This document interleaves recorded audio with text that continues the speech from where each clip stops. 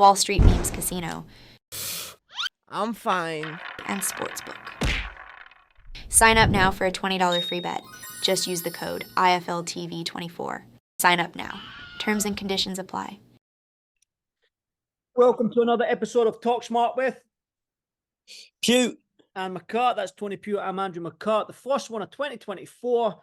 Joe Pugh, did you have a good New Year, young man? I know we spoke a little bit off camera, but how was your New Year? Yeah, it was good, mate. It was, by the sounds of it, a little bit different to yours, a little bit manic, a little bit more manic. I was in Benidorm, enjoying myself and, partying. But you sound like you had a nice, chilled, quiet one with the family, mate. Yeah, we do it. We go down to Keswick, which is down in the Lake District, every year, around about the 27th, 28th of December, and we stay down there till the 3rd. Hill walks. Don't get me wrong, we do go to the pub. We do celebrate New Year. We go to the pub every now and again, but I like a little glass of red wine, good food, hill walks, a little bit different. When you get to my age, Joe, maybe, and you start having kids, maybe you'll change and go to Keswick rather than Benidorm. But you got plenty of time on your hands to enjoy yourself anyway. So quite right, enjoy yourself. Benidorm, I love the fact you say we go down to the Lake District. For me, that's so far up, but because you're even further, you say we go down. Yeah, for me, I'm going up about 6.5, 7 hours, but you're going down. That just shows how high you are. I'm down. Jesus Christ! I'm down 2 hours to the Lake District. That's how far north I am. Yeah, Joe. There's a lot. I mean, boxing last year was probably on the up. If we look at what the fights we got made, we got that huge Saudi Arabia shows when the Day of Reckoning and Tyson Fury and Ngannou. At the beginning of the year, we had Tank Davis and Ryan Garcia, Spence and Crawford, sprinkling a little bit of yard better beer. What a fight that was. Do you know what I mean? It was we had some very, very, very good fights, and it looks like the fights that we want are starting to get made. But let's start off with news that broke maybe 2-3 days ago. There was whispers and rumors about it. Big Anthony Joshua against probably even bigger, maybe not height-wise, but in weight, Francis Ngannou. Where do you stand on that? What's your thoughts on that? Well, I think it was unfortunate for Anthony Joshua that Deontay Wilder didn't win because it was just all roads lead to Fury Usyk, then Wilder, AJ, and then it was kind of a massive jigsaw where you're trying to move each little piece to make it work. And this whole IBF situation where the March date and the February date are so close together, there's so little wiggle room. So I think probably the most sensible decision was to wait and see how that IBF decision plays out. And you can either sit and wait until the end of the year, or you can have a big blockbuster fight. And after the Tyson Fury fight against Ngannou's stock is at an all-time high, and it'll be interesting to see how Anthony Joshua does compared to Tyson Fury. And it'll be a good measuring stick, a very, very exciting show, and I'm sure we'll all tune in for it. Yeah, I think so, mate. I think now that with Tyson Fury fighting, we had his fight with Francis Ngannou, there's tape on him now. Now you can see how he enters the ring and how he performs inside the ring. Tyson Fury went in there blind. All he was getting was hard work. Do you know what I mean? And film study. Ben Davidson's big on it. Him and Lee Wiley, they're big on the film study. But now there's a little bit of film on Francis Ngannou and how he boxes. So it might be a different fight in the way Joshua approaches it, and a different style. Tyson Fury is the bigger man in that ring. He's always the bigger man, being 6'9" and 270 pounds. But Francis Ngannou matched him in weight, so Tyson couldn't really bully him. So it'll be interesting to see Anthony Joshua, who's got power in his right hand. Can he knock Francis Ngannou out? Can Ngannou do what he did to Tyson Fury and drop and hurt Anthony Joshua? I mean, where does Anthony Joshua go? You mentioned the IBF situation there, and listen, you can call it a money grab. A money grab it probably is. You know what I mean? Saudi Arabia want these fights, and they're getting the fights. But after Deontay Wilder losing so wide on the cards against Joe Parker, the little bit of sparkle that was on that Joshua Wilder fight had disappeared. Does Joshua fight, Parker rematch. Does that excite anyone? Probably not. Tyson Fury and Usyk already lined up to fight each other. Does Dubois excite you against Joshua? Maybe not. Joe Joyce, possibly. So where does he go with it? It gets you. It get an Anthony Joshua fight that gets the. You know what it's like when Anthony Joshua fights. Everybody's like, yes, let's go. Let's tune in. Let's buy the pay-per-view. And let's watch what. But Francis Ngannou is that unknown entity, right? Where you're looking at it and going, yeah, I'm going to tune in to watch that because it's just a powerhouse against a powerhouse, really. A pure boxer in Anthony Joshua. And after his last fight against Otto Wilder, it seems like, if you want to call it the old Joshua is back, the spiteful Joshua, the one that wants to hurt you. I just think, well, where does Joshua go? I mean, does any other heavyweight out there excite you other than Joshua Wilder, Joshua Tyson Fury? And like I said to you, the Wilder fight lost its sparkle a little bit. Tyson Fury's fighting Usyk in February. So where does Anthony Joshua go? I think business sense, it makes sense. Do you agree? Yeah. I think right now you're weighing up risk and reward, and Anthony Joshua's made no secret that his aim, his target is to become a 3-time heavyweight world champion. Yeah, he could go in with someone young, someone fresh, someone hungry, and it's a big risk. But then you could go in with someone 10 times more well known in Francis Ngannou, and 10 times more marketable, and probably an easier fight than a lot of these people. Whilst you're waiting for this heavyweight title shot, which you're most probably getting in the latter half of 2024. So for me, it makes perfect sense. It'll be an absolutely mega fight. And by the sounds of it, we're hearing that Zhang could be on the undercard. Wilder could be back straight away in the undercard, which is good. I think if Wilder does decide to carry on, it needs to be fast. Because we don't know whether that was just a big spell of inactivity just caught up with him, or Father Time caught up with him. So it's really good to see Wilder, if he does get on that card, to be back in the ring in such quick succession, because then we'll really see where he's at, and we'll see whether he's done, or we'll see whether that was just a hard, heavy, unfortunate case of ring rust. Yeah, I mean, 2 years out the ring, less than a round in 2 years, Wilder had coming up against Joseph Parker. Yeah. Parker had 3 fights leading up to that fight in a calendar year alone. So we could read that 38 years old Wilder is. Inactivity, like it might have been a bit of both. Do you know what I mean? But then he done the rounds with Joseph Parker, get him straight back in with Zhang Zhang, and that's a dangerous fight. Zhang, southpaw, can bang. He's gone away 3 stone heavier maybe than Deontay Wilder. But the right hand of the orthodox fighter is perfect against a southpaw opponent. And Zhang is tall, rigid. Do you know what I mean? And Parker's smaller, a little bit more head movement, a little bit more fleet of foot. So does Zhang suit Wilder? Maybe. And the way Zhang's hitting right now, and the way Zhang's performing, just need to go to the Joyce fights.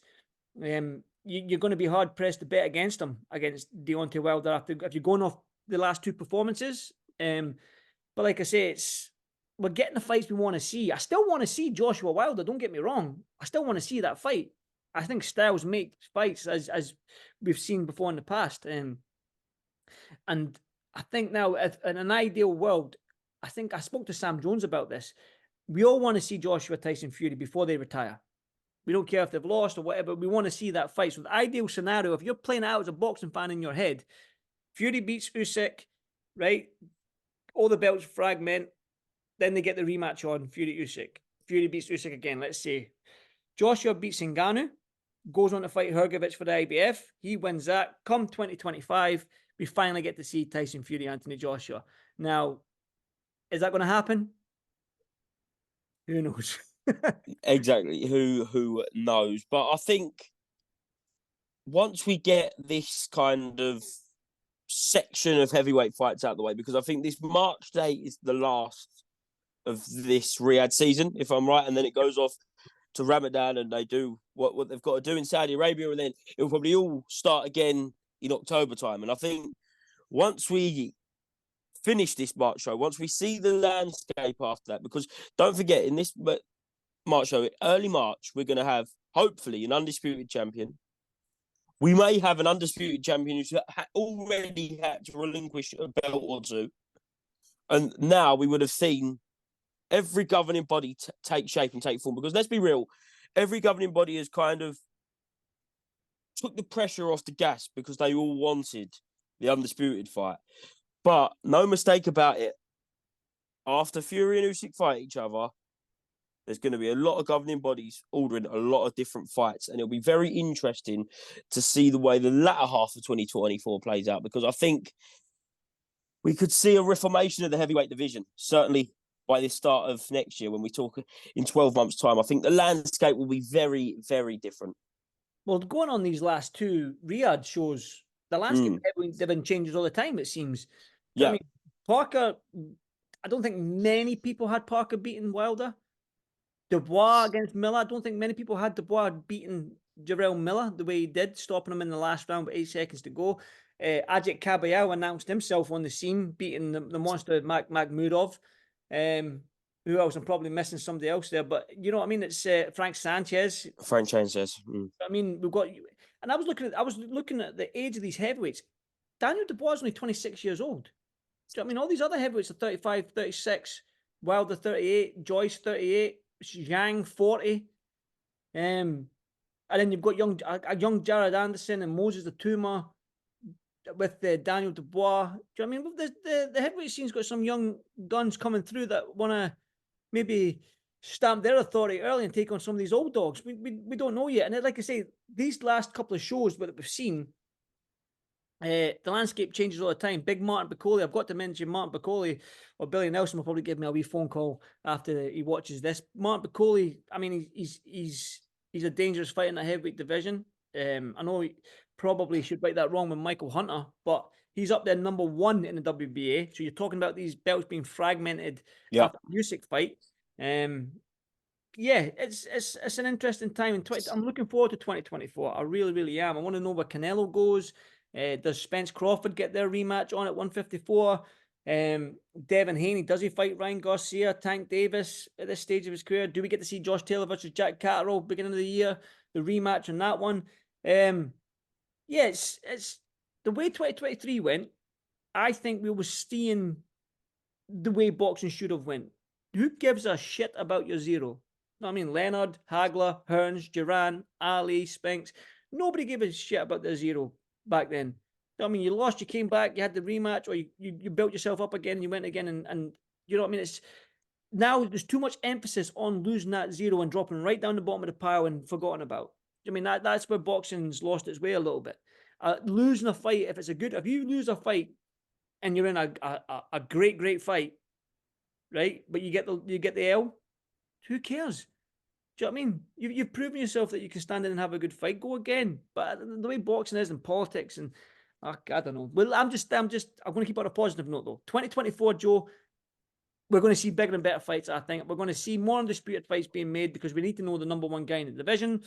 Yeah, that's what I'm hoping for 2024, and I believe with Eddie Hearn and Frank Warren working together now and being best pals, well, maybe not best pals, but being pals, we can see little crossovers every now and again, I think. And yeah, what do you think? Do you think we're going to see a big better 2024 than we did 23?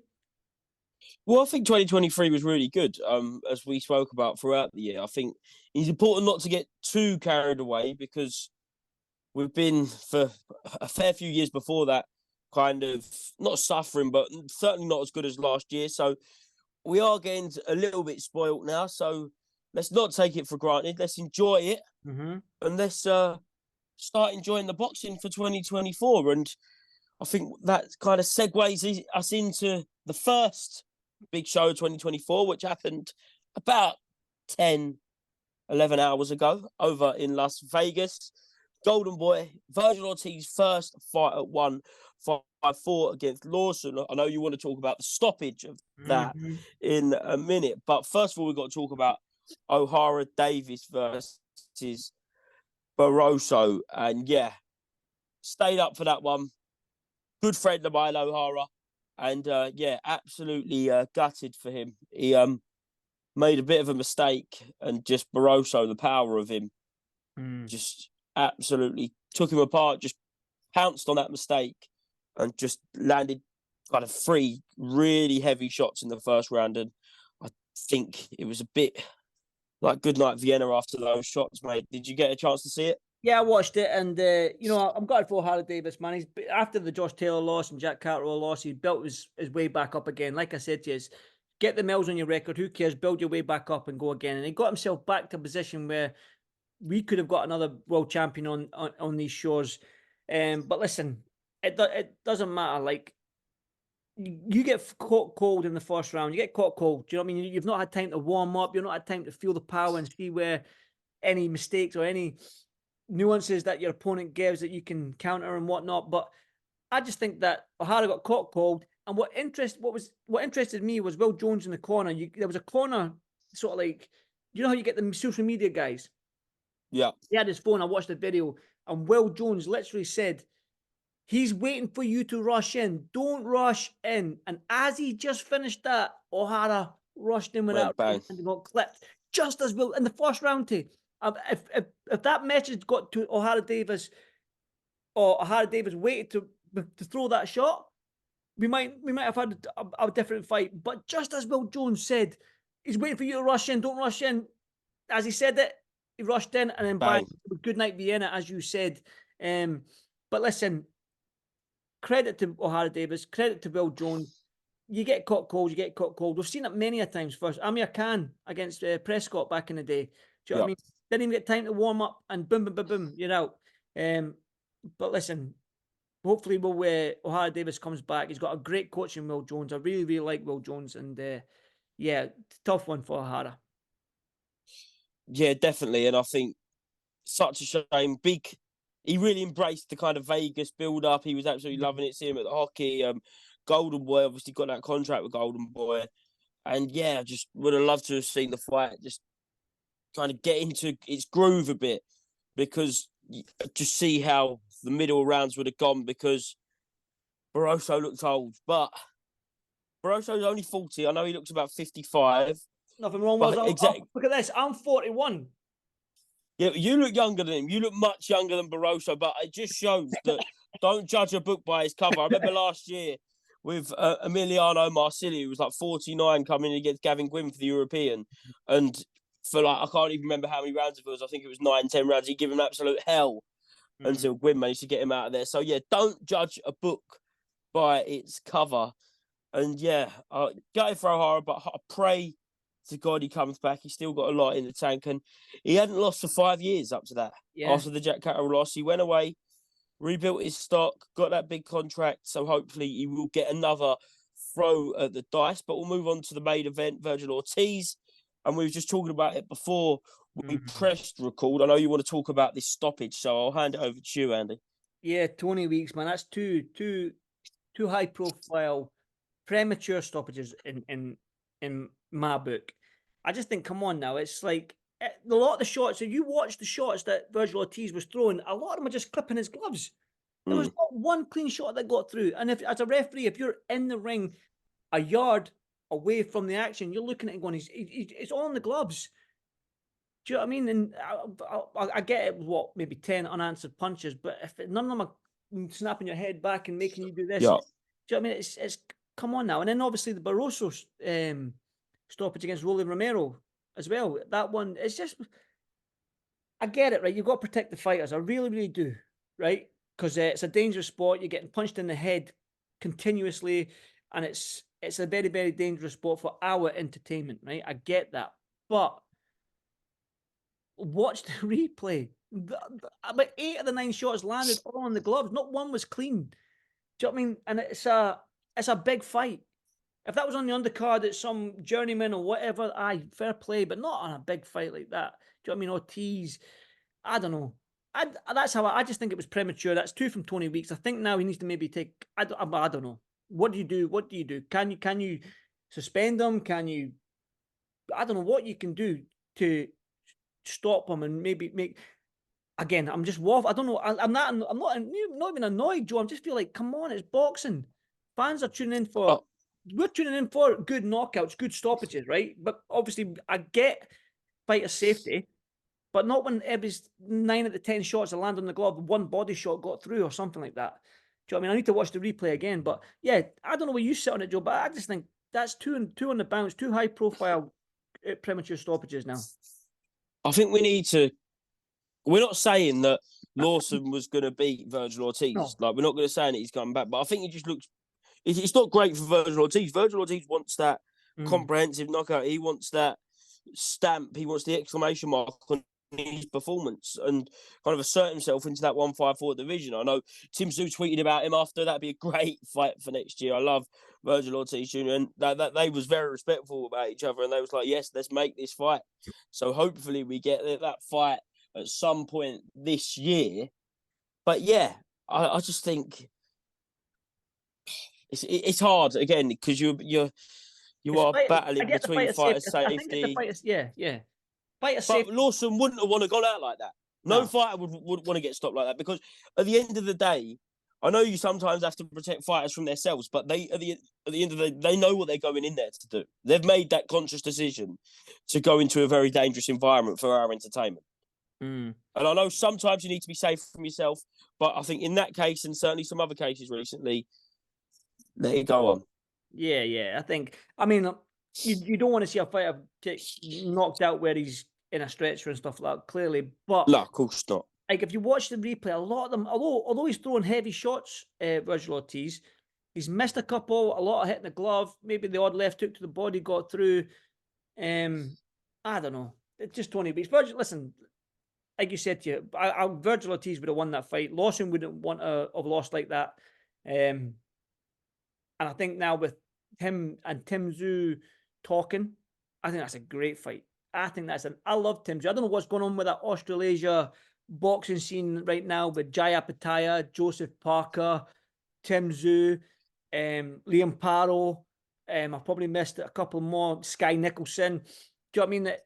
The Australasia boxing right now is, and Jaya Pataya, man, I got to meet him out in Saudi Arabia for the first time, and that guy is just cool, just a cool motherfucker, man. He's a cool guy, isn't he? Yeah, he's just he's great. I love him. Guy, and he's just and the way he fights as well. He says he wants to go up to heavyweight, man. He's not big, but the throwback heavyweights weren't big. Do you know what I mean? Mike Tyson and all these guys, Joe Frazier, all the throwback heavyweight. Muhammad Ali was what, 6'3", 6'2", 6'3".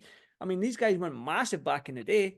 Rocky Marciano was what, 6'1" or something like that. I can't remember. Yeah, I think we're moving out of the era of the huge heavyweights. Right. I think like coming through when you look at like Jared Anderson, Moses Atoma, they're not like giants.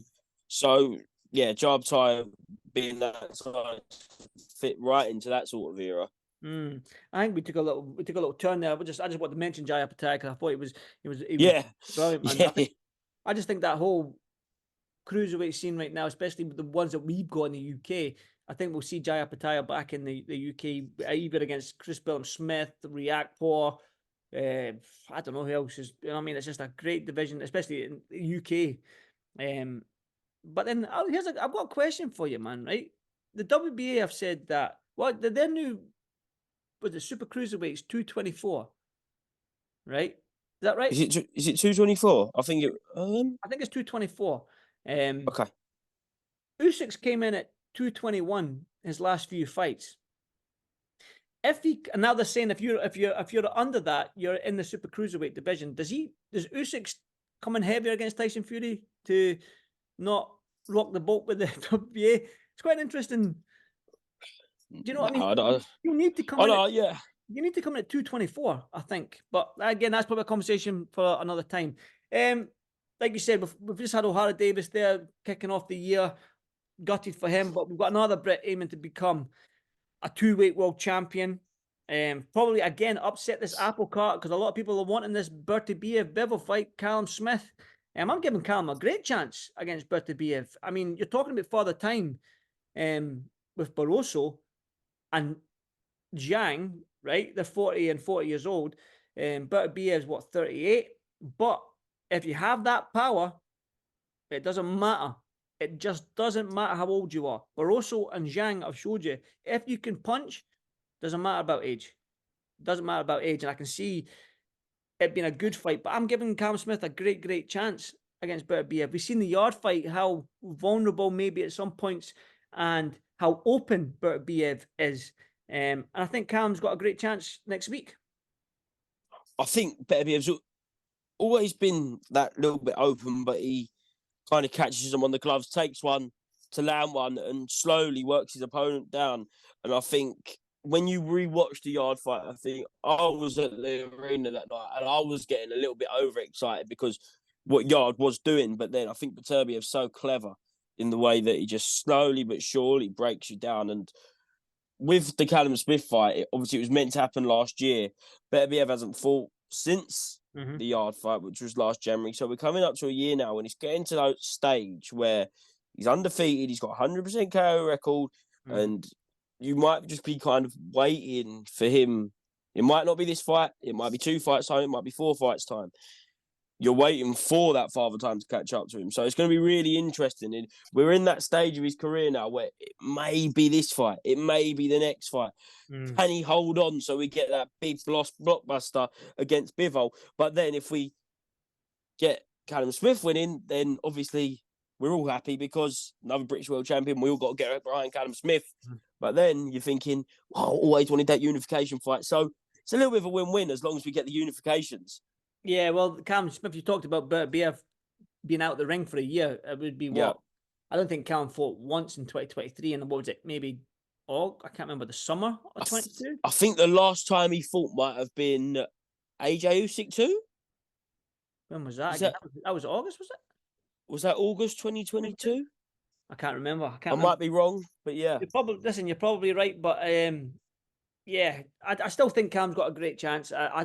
Great chance. I seen Callum in Liverpool a couple of months back, and he's filled in massively, man. He's got a big back about him, and this probably light heavyweight suits him more because he's 6'3". Do you know what I mean? He's not a small man. He's 6'3". Making super middleweight is probably tough for him, and he's filled right into this light heavyweight division. So yeah, it's going to be an exciting time. No doubt, we will give you our review of the fight, and fingers crossed we get a new British champion come Sunday next week. So Joe, I will see you then. Is there anything you would like to add, Joe? What's next for you? When your next? Mine's Liverpool, I think. Tasha Jonas and Michaela Meyer. What's your next one? Same night, mate. Your favourite. I think we've got a Misfits card that night. In Leeds, so not too far, but I'm sure you'll be in Liverpool for the boxing, the world title, the world championship boxing, which hopefully I'll get up on my phone whilst I'm watching the influencers of today's world, which will be an interesting and fun week, but. Anything to get me out again, mate. Anything to get me out again. You just want to get out and about, back in the hotel room, talking boxing, having a laugh. I think we're spoiled and we're privileged to have this job, Joe. And especially at your age, man. Man, if I was 19, 20, what was I doing? Yeah, kicking ass with an army uniform on. That's what I was doing. But listen. Nice. Listen, Joe, I will catch you next week, brother. And like always, have a good week. I'll speak to you soon. Have a good week, mate. I'll see you soon. See you next week. Cheers, boss. Wall Street Memes Casino. I'm fine. And Sportsbook. Sign up now for a $20 free bet. Just use the code IFLTV24. Sign up now. Terms and conditions apply.